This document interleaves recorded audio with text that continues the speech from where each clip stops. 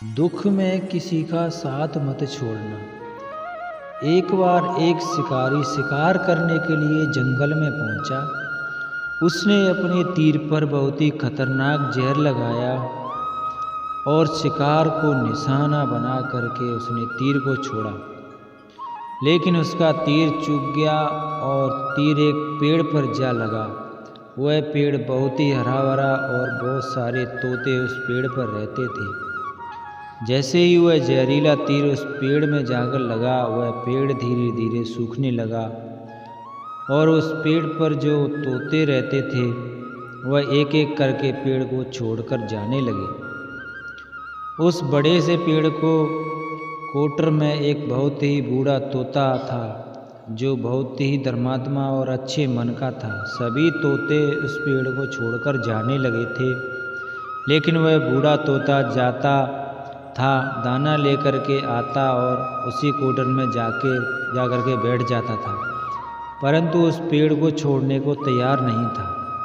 बूढ़े तोते के साथियों ने कई बार आकर के उससे समझाया कि यह पेड़ सूख चुका है और किसी दिन गिर भी जाएगा, चलो किसी और पेड़ पर चलकर रहा जाए, परंतु वह बूढ़ा तोता वहाँ से जाने को तैयार नहीं हो रहा था।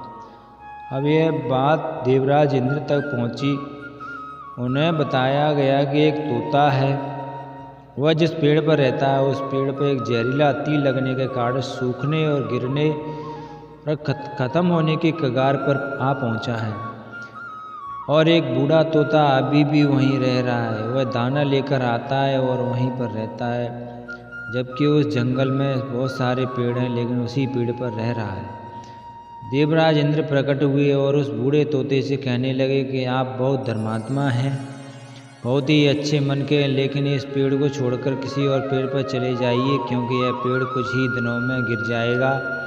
तालाब के पास में बहुत सारे बड़े बड़े हरे बड़े पेड़ हैं, बड़े बड़े कोटर हैं, उन पेड़ों पर फल भी लगे हुए हैं, उन्हें वहीं पर तोड़कर खा सकते हैं, परंतु आप यहाँ से चले जाएं। तोता बोला, माफ़ कीजिएगा, यह पेड़ ने मुझे जीवन दिया है और शिकारियों से मेरी रक्षा की है, हर मौसम में मेरे साथ रहा है। कोटर मेरा घर है, यहाँ मैं पला बड़ा हूँ। इस पेड़ को छोड़कर कैसे जा सकता हूँ? इस पर संकट आया है तो क्या मैं इसे छोड़कर चला जाऊँ? मैं ऐसा कभी नहीं कर सकता। देवराज इंद्र तोते की बात सुनकर बहुत ही प्रसन्न होते हैं। उन्होंने तोते से कहा, आपके इस बात से हम बहुत खुश हैं, मांगो, आपको क्या मांगना है? उस बूढ़े तोते ने कहा, मुझे बस इतना मांगना है कि जिस पेड़ ने मुझे जन्म दिया है, जहाँ मैं रह रहा हूँ, पला बड़ा हूँ, जिसे आप मेरा जन्मभूमि कह सकते हो, आप इसे फिर से वैसा ही हरा भरा कर दो जैसा यह था। देवराज इंद्र ने अमृत से उस पेड़ को सींच दिया और पहले की तरह हरा भरा कर दिया। अब वापस से उस पेड़ पर आकर के बाकी तोते रहने लगे। वह बूढ़ा तोता कुछ समय तक जिंदा रहा और फिर उसकी मृत्यु हो गई और वह स्वर्ग में चला गया।